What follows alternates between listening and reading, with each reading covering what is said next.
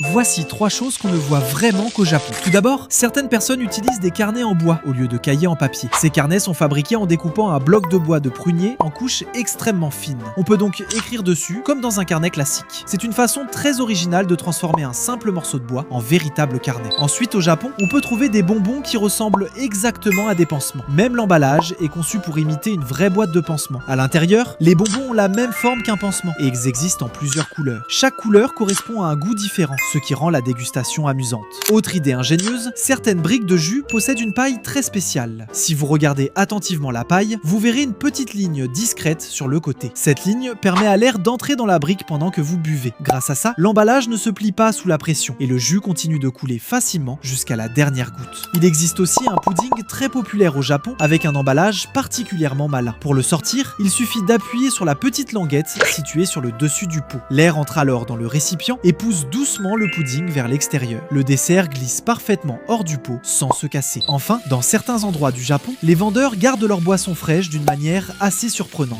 Ils placent simplement les bouteilles directement sous une petite cascade. L'eau froide qui coule en continu de garder les boissons bien fraîches et ça attire énormément les touristes. Dis-moi dans les commentaires si tu veux voyager au Japon.